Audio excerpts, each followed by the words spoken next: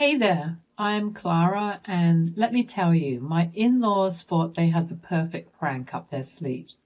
Little did they know that their mischievous plan was about to take an unexpected turn. My husband, Tyler, and I have been together for a while now. Tyler and I have an incredible bond that grew from our college days. We met and instantly clicked, becoming inseparable.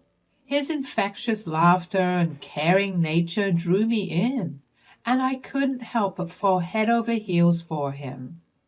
Our relationship blossomed, filled with shared dreams and countless memories. However, his family, well, let's just say they have some interesting traditions. When Tyler first told me about their quirky habit of playing practical jokes, I found it amusing. Coming from a more reserved family, I was curious to experience the wild side of his relatives. But I soon realized that their pranks were not just harmless fun. They were quite hurtful. Instead of simple jokes between family members, their pranks were elaborate and often made people feel embarrassed or humiliated. Seeing how they hurt each other made me uneasy, and I didn't want to become the target of their unkind humor. The first time I met them, they played a humiliating prank on me. Tyler's family planned a family picnic every couple of months, where his parents and siblings, along with their families, would meet up and enjoy each other's company. Tyler decided that it was a wonderful time to introduce me to his family. I was both excited and nervous because I desperately wanted them to like and accept me into their family. Initially, it seemed like a fun and innocent gathering, but I had no idea about the cruel prank they had prepared for me. Kenneth, Tyler's dad, pretended to spill his drink on me, making it look like an accident. The drink was sticky, so I needed to change my clothes to clean up the mess. Sharon, Tyler's mom, offered me spare clothes from their car, which she got from the trunk. She handed me a bag, and I headed to the public restroom in the park to change. But when I opened the bag with anticipation, my heart sank. Instead of regular clothes, there was a huge clown costume inside. It hit me like a wave of disbelief. They had planned to embarrass and humiliate me all along. I felt a mix of shock, hurt, and shame wash over me. The mere thought of walking outside in a clown costume turned my face red with embarrassment. How could they go to such lengths to make me a target for their laughter? Reluctantly, I put on the oversized clown costume, feeling exposed and vulnerable. As I walked back to the picnic area, Tyler's family burst into loud laughter. Their mocking laughter filled the air, intensifying my embarrassment. All I wanted was to disappear at that moment. The stares and whispers from other people in the park only made me feel worse, adding to the weight of their cruel prank. It was really hard to bear their laughter and teasing, especially because I had wanted them to accept and welcome me. But instead, they seemed to enjoy seeing me embarrassed, using it as a chance to make fun of me. I felt a mix of sadness and anger, wondering how they could find happiness in hurting me so much. It was utterly mortifying, and I felt like a fool. The emotions I experienced ranged from shock to embarrassment to anger.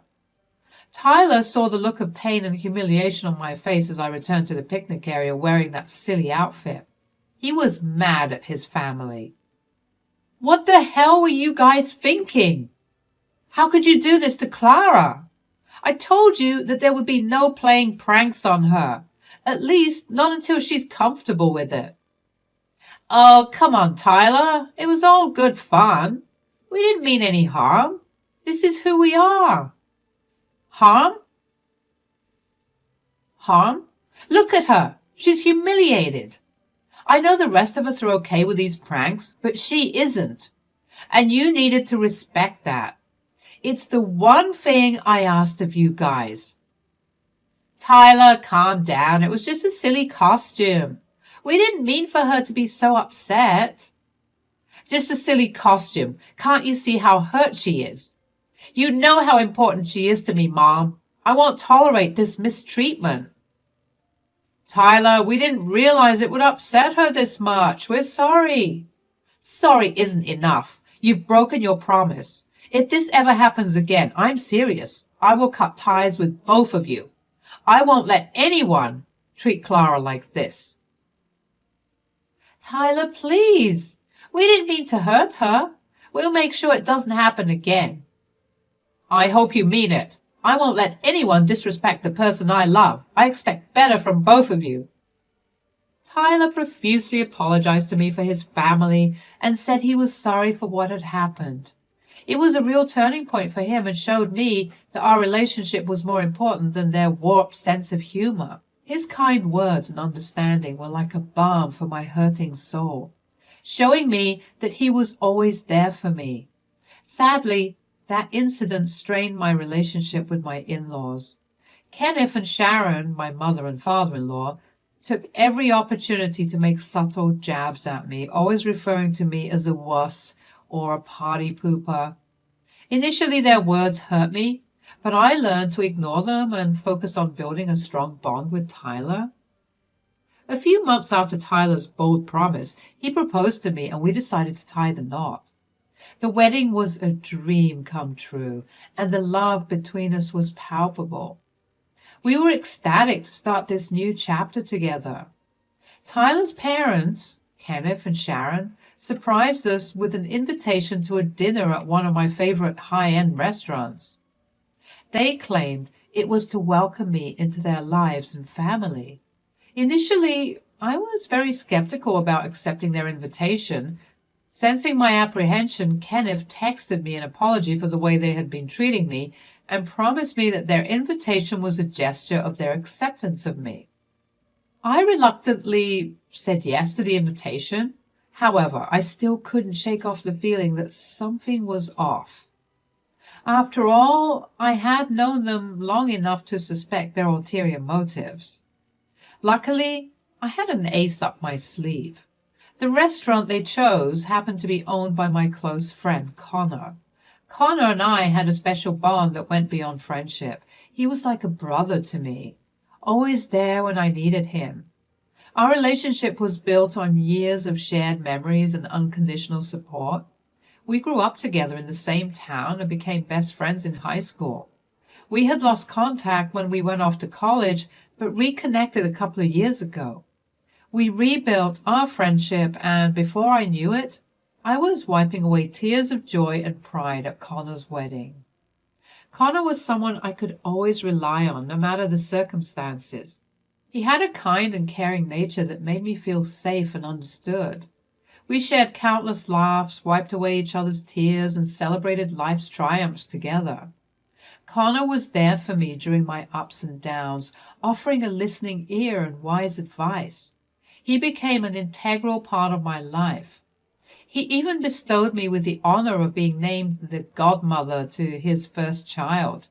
It truly was an understatement to say that Connor was just a close friend. He was more like family to me. Hey, Connor, I need to talk to you about something. Hey, sure, what's up? So, you know my in-laws, right? Yeah, I remember meeting them. What's going on? Well, they're planning a party for me at your restaurant. But here's the thing. They love playing humiliating pranks on people. The first time I met them, they embarrassed me big time.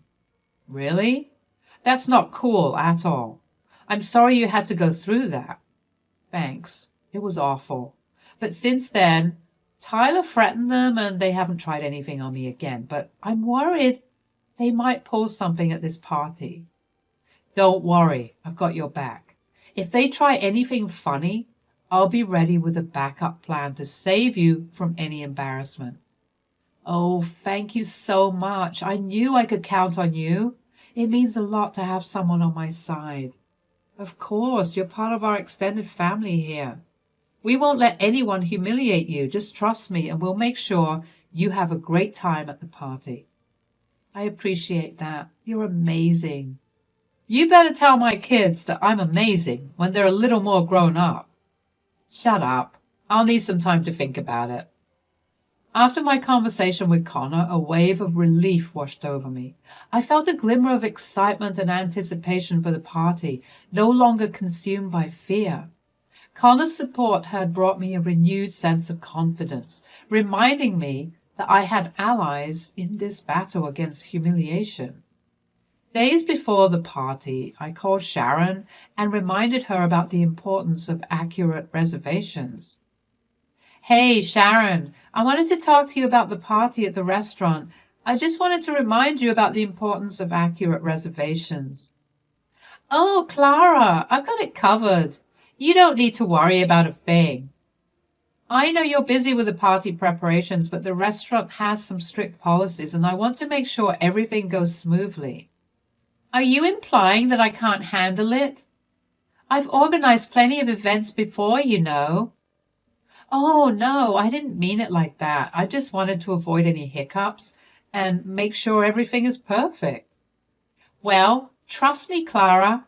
I've taken care of the reservations and everything will be in order. You can count on me.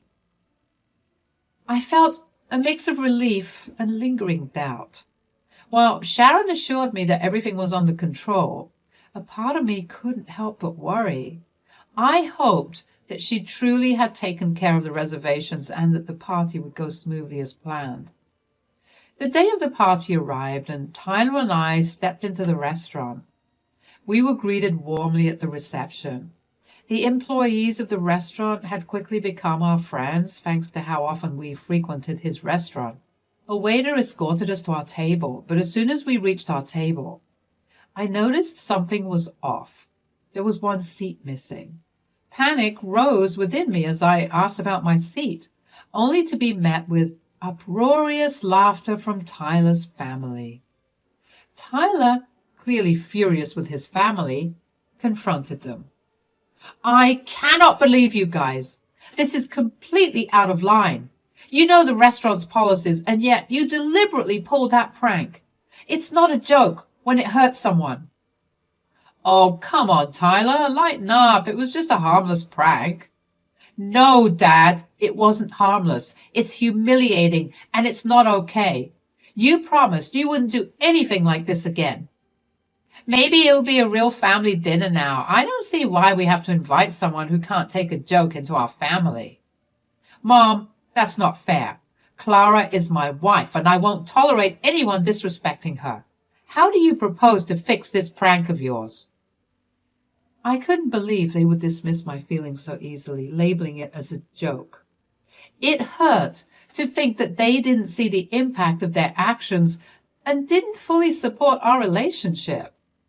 I longed for their understanding and acceptance, but their comments only deepened my sense of hurt and disappointment. Just when tension was about to boil over, Connor walked in. Oh, look who's here! Hey, Clara, it's great to see you. How are you doing? Oh, my God. Hi, Connor. It's been a while since we saw each other. I'm doing well, thank you. Tyler's family decided to throw me a party to welcome me into their family. Excellent. By the way, everyone, I'm Connor, the owner of this restaurant. Now, let's get this celebration started. Oh, wait a minute. There seems to be a missing seat at this table. What happened? Oh, that's their prank on me. They love playing tricks. I know you're very strict about seating, but do you think there's any way you can make an exception for me? I'm afraid not. If I did this for you, I'd have to do it for everyone. Oh, but don't worry. I've got it covered. We have an empty seat in our VIP lounge. How would you and Tyler like to spend the evening there? You have a fantastic view and a comfortable spot. Why does she get special treatment? This is supposed to be a joke. There's no need for all this fuss. Well, it's important to make sure our guests feel comfortable and valued, and I think it's essential to respect everyone's feelings. Anyway, Clara, your meal, along with all the drinks for you and Tyler tonight, are on the house. Enjoy the evening. Thank you so much, Connor. At that moment, my gratitude towards Connor knew no bounds. Having Connor there with us brought a sense of calm and made me feel safe. He took us to the VIP area, protecting us from the chaos caused by Tyler's family. They loudly protested Connor giving us special treatment. Connor simply motioned to one of the waitstaff to take care of their table, and they immediately quieted down. I thanked Connor a lot for standing up for me and keeping me from feeling even more embarrassed. At that moment, Tyler's support meant everything to me. Tyler's actions showed his true character and how much he wanted to keep me safe. He didn't let his family's teasing get in the way. Instead, he chose to protect me and put our well-being first. It showed how deep his love was and how strong our bond had become. Sitting in the VIP area, surrounded by safety and support, I felt incredibly grateful for both Connor and Tyler. Their unwavering presence reminded me that I wasn't alone in this journey. As Tyler and I ordered our meal and drinks, we finally began to settle down to enjoy the night. However, the night was not yet ready to be calm for us. "Hey guys, what do you want?" "Please, let us sit with you. We're all here for Clara's party after all." "No, I don't think that's a good idea. We're fine on our own." "Well then, what if we apologize? We're family, and family doesn't treat each other this way." "Yeah, we want to make things right. Can't we all just move past this?" "Are you kidding? You didn't want her in the family before, and now you suddenly do? Or because you want to sit in a fancier place and get a free meal? You guys are a joke. Leave us alone." "Tyler, we're sorry. We didn't mean it like that. We were just joking." "Joking? It didn't feel like a joke when you humiliated me. Your actions spoke louder than words." "Enough. We don't want to hear it. Just go." "Tyler, please." "No, Mom. It's time you both understand the consequences of your actions. Leave now." Connor, sensing the commotion, intervened and kindly requested Kenneth and Sharon to leave our booth. When they refused, he threatened to call the police. Finally, they slinked away and headed towards their table. However, Connor followed them and asked them to leave his restaurant, citing complaints from other customers about their unruly behavior. Having no choice, they quietly left the restaurant with their heads down in shame, as the entire restaurant witnessed their embarrassing exit. That night, Tyler and I had a blast. We laughed, we ate, and we shared a couple of drinks with Connor, relishing in the victory over Tyler's family's prank gone wrong. Tyler and I were bombarded with texts from his family after that night. They were filled with anger and blame, accusing us of overreacting and causing a scene. Their words stung, adding fuel to the fire and deepening the rift between us. It felt like the aftermath of a storm with no calm in sight. Instead of engaging in their negativity, we decided to take a stand. We realized that we didn't need that toxicity in our lives, so we made a firm decision and blocked them, putting an end to their hurtful words and actions. Cutting ties with Tyler's family was a necessary boundary to protect our emotional well-being. We refused to subject ourselves to their constant ridicule and cruelty. It was a liberating decision that allowed us to focus on the love and support we shared and the positive relationships that uplifted us.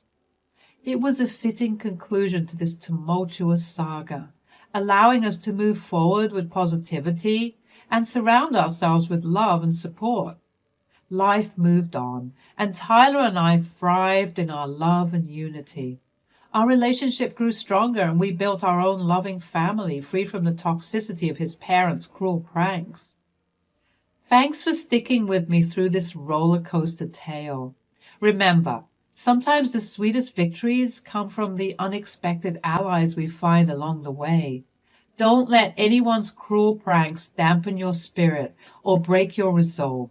Stay strong and true to yourself, and you'll always have the last laugh.